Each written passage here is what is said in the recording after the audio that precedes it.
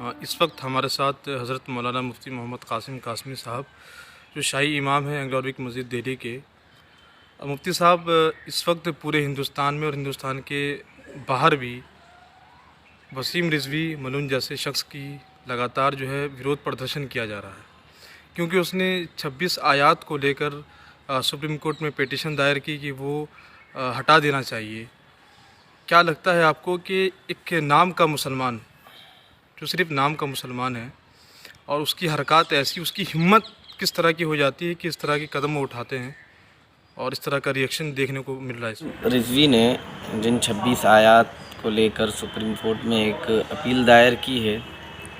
اس کے بارے میں آپ کا سوال ہے، اس میں تو صرف میں اتنا کہوں گا کہ خود وسیم رضوی کی موجودہ حالت دھوبی کے کتے کی طرح ہو گئی ہے، نہ گھر کا ہے نہ گھاٹ کا ہے، لہذا ایسے شخص پر بہت زیادہ توجہ دینے کی ضرورت نہیں ہے۔ دوسری بات جو اہم ہے اور بنیادی ہے وہ یہ ہے کہ وسیم رضوی نے سپریم کورٹ میں جو اپیل دائر کی، اس کے بعد ایک چھوٹا سا انہوں نے انٹرویو بھی دیا جو بہت وائرل ہوا ہے۔ اس میں انہوں نے اسلام کی 3 انتہائی مقدس شخصیات پر ایک بہتان لگایا اور ایک بڑا الزام لگایا، وہ یہ کہ جہاں قرآن کریم کو تمام مسلمان خواہ کسی بھی جماعت سے، کسی بھی فرقے سے ان کا تعلق ہو، وہ اللہ کی طرف سے نازل کردہ کتاب سمجھتے ہیں، اور مسلمانوں کا عقیدہ یہ ہے کہ جس طریقے سے اللہ نے یہ کتاب جناب محمد الرسول اللہ پر نازل کی ہے، آج تک بغیر ایک نقطے اور زبر زیر کی تحریف کے وہ موجود ہے۔ وسیم رضوی نے اپنے انٹرویو میں کہا ہے کہ اسلام کے ابتدائی 3 خلفاء، جس میں سیدنا ابوبکر صدیق، سیدنا عمر فاروق، سیدنا عثمان غنی رضی اللہ تعالیٰ عنہ مجمعین ہیں، اور ان تینوں مقدس ہستیوں کے اس ناپاک انسان نے اپنی زبان ناپاک سے نام لے کر یہ کہا ہے کہ ان تینوں نے اپنے اپنے دور خلافت میں ان 26 آیتوں کو اسلام کو پھیلانے کے لیے اور اپنے دائرے کو وسیع کرنے کے لیے قرآن میں شامل کر دیا، یہ قرآن میں نہیں تھی، یہ وسیم رضوی نے کہا۔ اس پر میرا وسیم رضوی سے اور اس جیسے جتنے بھی بیوقوف کونے کونے میں پڑے ان سب سے سوال یہ ہے کہ وسیم رضوی تو خود کو شیعہ سمجھتا ہے، یہ الگ بات ہے کہ شیعوں نے بھی اسے لات مار دیے، سنیوں نے بھی لات مار دیے، بھائی نے بھی لات مار دیے، بہنوں نے بھی لات مار دیے، تو وہی مثال جو تھی دھوبی کا کتا، نہ گھر کا نہ گھاٹ کا۔ سوال یہ ہے کہ اگر تو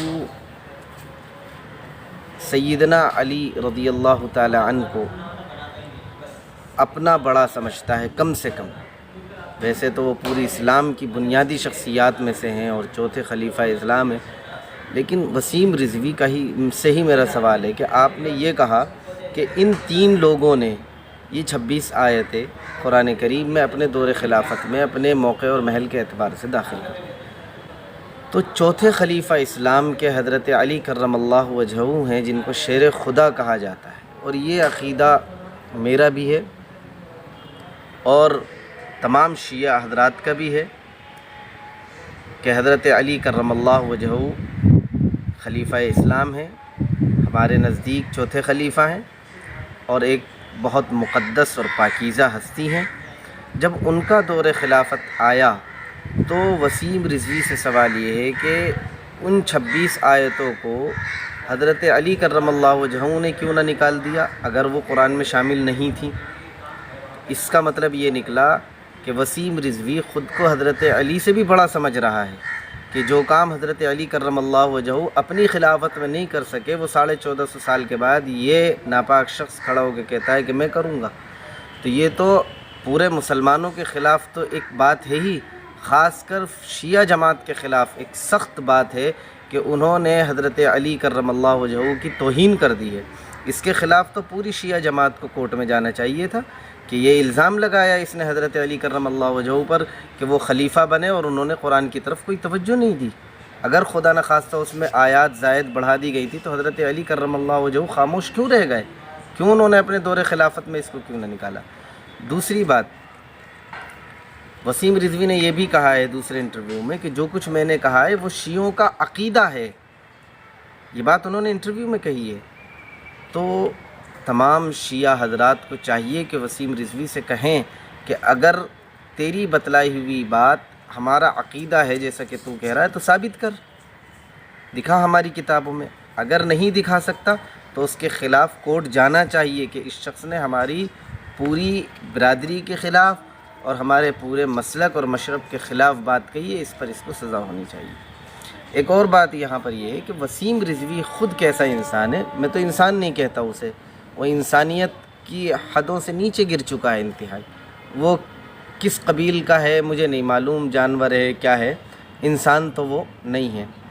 وسیم رضوی نے جتنی باتیں کہی ہیں قرآن اور حدیث کو لے کر، اس سے پہلے ہمیں جاننا چاہیے کہ خود وسیم رضوی کون ہے۔ یہ وہ شخص ہے کہ جس پر مقدمات چل رہے ہیں، جس کی انکوائریاں ہو رہی ہیں، CBI کی انکوائری ہے اس کے خلاف گھوٹالے کی۔ تو ایسا شخص جو خود انتہائی ناپاک ہو، دنیاوی قانون کے اعتبار سے بھی، دینی اور اسلامی قانون کے اعتبار سے بھی جو ناپاک ہو،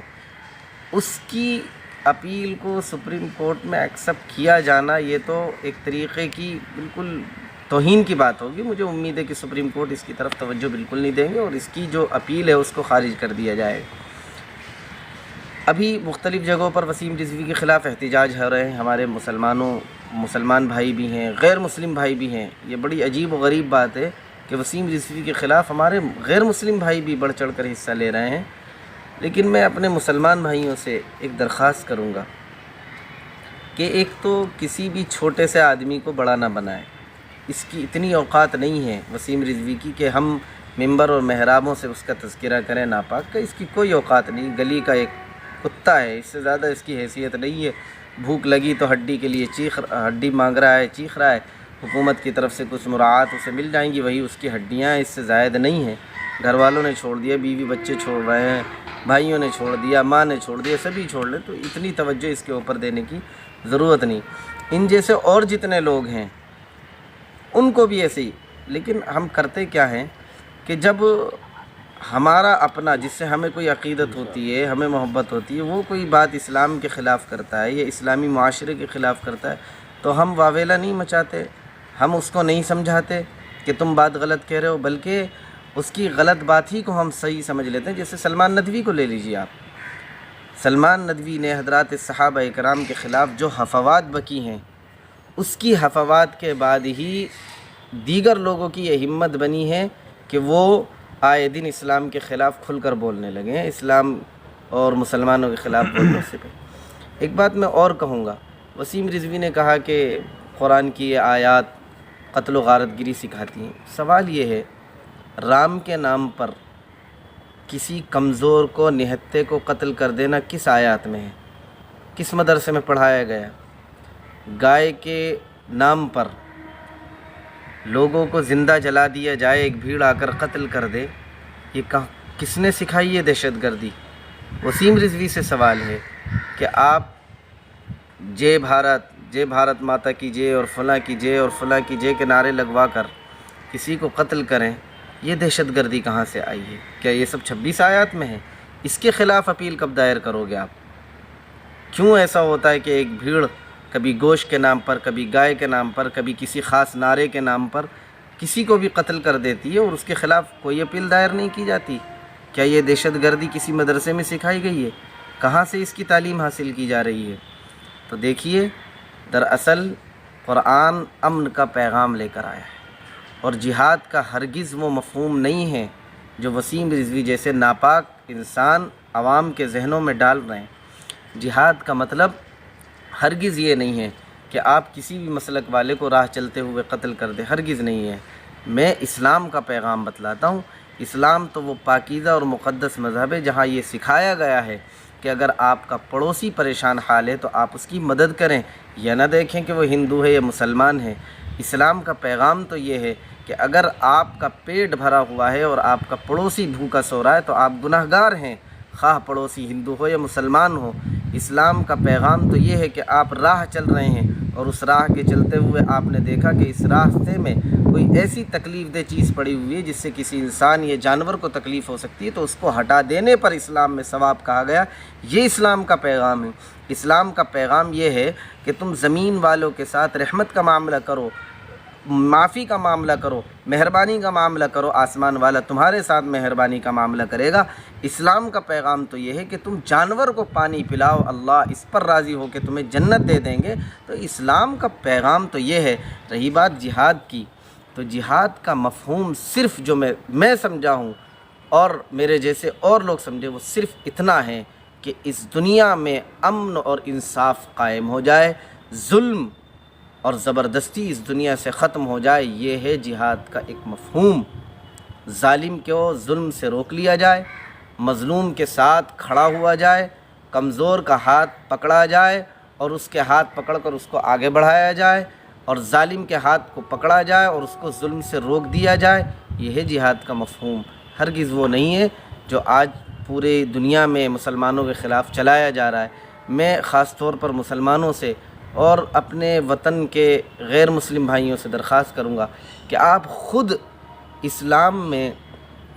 جو جہاد کہا گیا ہے اس کے بارے میں ذرا پڑھیں، ریسرچ کریں، تحقیق کریں، تو آپ کہنے پر مجبور ہو جائیں گے کہ یقیناً جو ہمیں بتلایا گیا ہے یا بتلایا جا رہا ہے وہ ہرگز اسلام نہیں ہے۔ اسلام انتہائی پاکیزہ امن اور سلامتی کا ایک مذہب ہے جس میں ہر شخص کو آزادی اور مراعات دی گئی ہیں۔